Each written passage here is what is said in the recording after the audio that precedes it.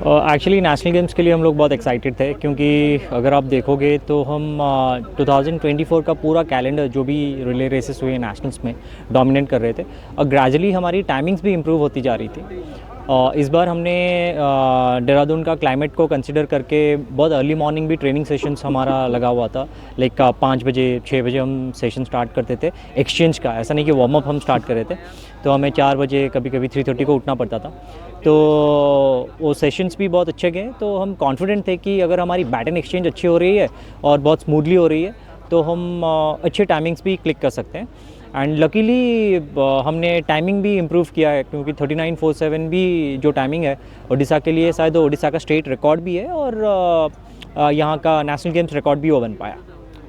And अगर मैं चारों आपको जो भागे साथ में देखूं तो एक थोड़ा एज गैप है, वो तीनों 21 22 है। तो कि आप जब आते हैं उनसे बात करते हैं, क्या डिसीजन होता है कि आप एक सीनियरिटी के उसमें आपने अपना एक्सपीरियंस गेन करते हैं उनके साथ, वो आपको बताते हैं कि हाँ अभी ये चीज़ हो रही है, वो चीज़ क्या चलती है?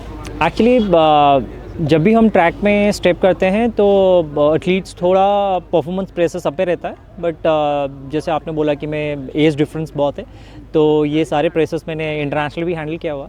तो मेरा बस उनको वही सुझाव रहता है कि बस आप बैटिंग पहुंचा दो, बाकी मैं संभाल लूँगा। कोई स्ट्रेस नहीं है आप पे, क्योंकि हम पिछले सारे टूर्नामेंट्स में भी जीत के आए हुए हैं। तो हमें बस टाइमिंग्स अच्छे निकालना है, हमें बस यही फोकस रहना है कि कौन आगे जा रहा है कौन पीछे जा रहा है, हमें मतलब नहीं है। हमें हमारे बैटिंग एक्सचेंज स्मूथ रखना है, जितना स्मूथ एक्सचेंज होगा चाहे आप कितने भी पीछे हो, मैं संभाल लूँगा, बाकी लास्ट में जो भी रहेगा I will take care of it. तो यही रहता है, बहुत ही सिंपल रहता है, ज़्यादा कुछ हमें हेडेक नहीं लेना रहता है। आप एंकर लेग करते काफ़ी टाइम से, कुछ बता सकते रीज़न क्यों आप एंकर लेग करते, क्यों अच्छा लगता है आपको एंकर लेग करना? जैसे मैंने बोला कि मुझे हमेशा लगता है कि मैं क्राइसिस को मैनेज कर सकता हूँ। अगर टीम कभी भी फंसती है तो लास्ट लेग में मैं उसको मैनेज कर सकता हूँ, मेडल में कन्वर्ट कर सकता हूँ। तो इसीलिए मुझे लगता है कि लास्ट पे रहना थोड़ा सही है, बिकॉज़ मैं काफ़ी इंटरनेशनल रेसेस भी कर चुका हूँ इंडिया के लिए, और वो एक्सपीरियंस कहीं ना कहीं एंड में काम आता है। जो स्ट्रेस जो प्रेशर मैं हैंडल कर पाता हूँ, और वो मुझे इतना डोमिनेट नहीं करता है मेरे रेस में। जो टेक्निकली मुझे एग्जीक्यूट करना रहता है मैं कर लेता हूँ, इसलिए मैं सोचता हूँ कि मुझे अच्छा लगता है एंकर पे भागने के लिए। हमें भाई आपने अभी कहा प्रेशर, मतलब ये लास्ट लेग होता है एक्सपीरियंस, आपके हिसाब से फर्स्ट लेग में ज़्यादा एक्सपीरियंस होता है लास्ट लेग में? बिकॉज 4x100 जो मेंस की टीम है उसमें अनस फर्स्ट लेग भागते हैं, क्योंकि उसमें स्टार्ट लेना होता है। एक्चुअली हर रेस की एक अलग स्ट्रैटेजी रहती है। 100 में 400 और 100 बहुत ही डिफरेंट बॉल गेम है अगर देखा जाए तो। और मैं 100 का कंपैरिजन 400 के साथ तो नहीं कर पाऊँगा। हमारी खुद की एक टीम की स्ट्रैटेजी रही है, जिसके वजह से हम शायद जो टीम कभी 4th 5th आती थी, जो टीम कभी एग्जिस्ट ही नहीं करती थी, इनफैक्ट 3-4 साल पहले ओडिशा की टीम एग्जिस्ट नहीं करती थी इंडियन नेशनल्स में, सीनियर्स में खास करके, वो टीम आज के डेट में डोमिनेट कर रही है, वो टीम आज के डेट में रिकॉर्ड्स बना रही है। तो एक होम बिल्ड स्ट्रैटेजी है, उसको वहीं रहने देंगे तो शायद अच्छा रहेगा। और जैसे मैंने थोड़े टाइम पहले बोला कि शायद मुझे लगता है कि मैं प्रेशर अच्छे से हैंडल कर पाता हूँ, तो इसीलिए मुझे लास्ट लेग पे रखा जाता है। एंड जब आप थोड़ा पीछे आते हैं कुछ साल पहले जी, आप जब स्टार्ट किया था रेस, ठीक है, कभी सोचा था कि यार उड़ीसा की टीम जो अभी हम देख रहे हैं, अनिमेश, लालू, जयराम, महेंद्र सांता, आपने सोचा कि यार आगे जाके ऐसे मिल सकते हैं कि जो इतना डोमिनेट कर रहे हैं इंडिया लेवल पे? सोचा था, क्योंकि जब एज एन एथलीट में इवॉल्व कर रहा था, मुझे हमेशा से ये एक गट फीलिंग था कि उड़ीसा में वो पोटेंशियल है, एथलीट्स स्प्रिंट्स कर सकते हैं, और हमें बस आइडेंटिफाई करना है।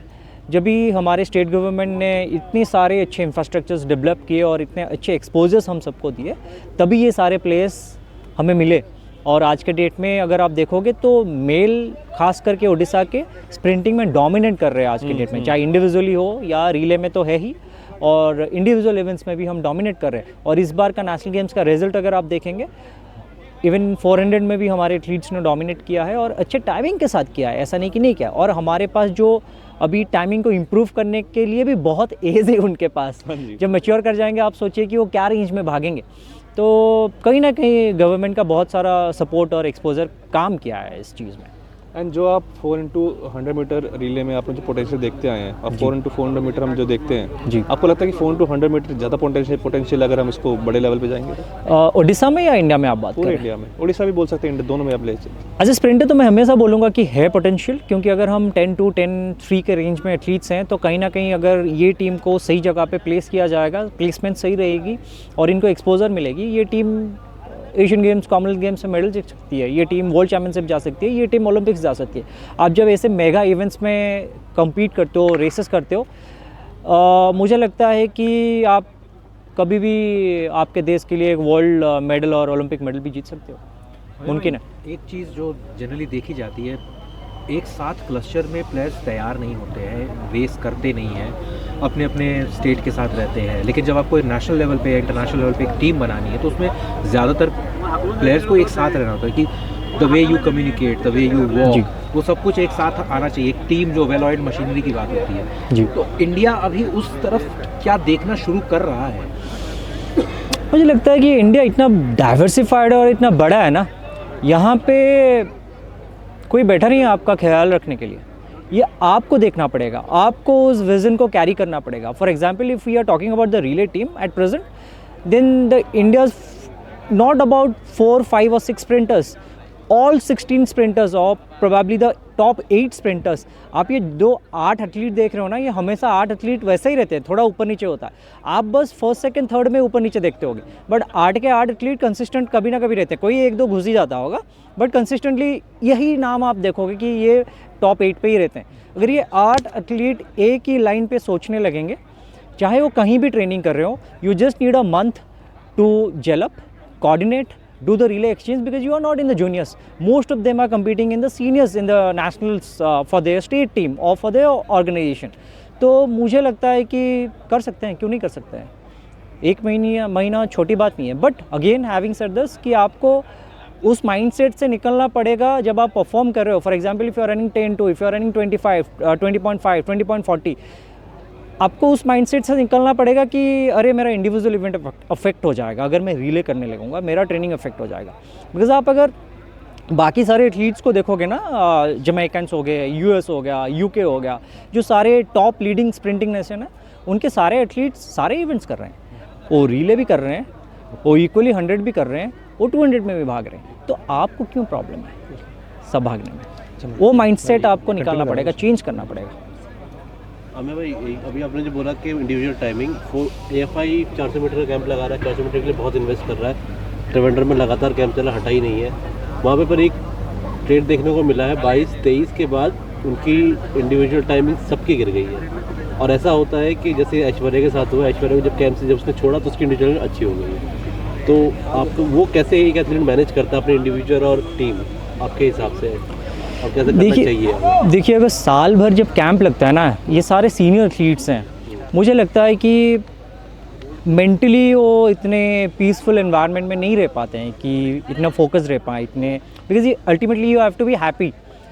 एक खुश मिजाज इंसान लाइफ में प्रॉस्पर करता है, तो शायद वो चैलेंजेस होंगे, मैं मानता हूँ। और कभी कभी डाइट को भी लेके चेंज होता है, क्योंकि हमारी जो नेशनल कैंप चलती है वो सालों भर शायद एक जगह पे चलती है, 6 महीने, 7 महीने, 8 महीने। अगर आप चेंज ऑफ प्लेस डाल दोगे प्रपोजल में, for example you go to train Bhubaneswar for a month, आप फिर देहरादून आ गए, कहीं और चले गए, कहीं बाहर चले गए, तो उसमें क्या होता है कि एथलीट का देखने का नज़रिया और बाकी सब चीज़ें चेंज होता है, वो भी उसको भी लगता है कि नहीं अच्छा हो रहा है। जब आप एक जगह पे रह जाते हो तो आप बहुत मेंटली आप खुश नहीं रहते हो, तो शायद उसका एक वजह हो सकता है, मुझे लगता है।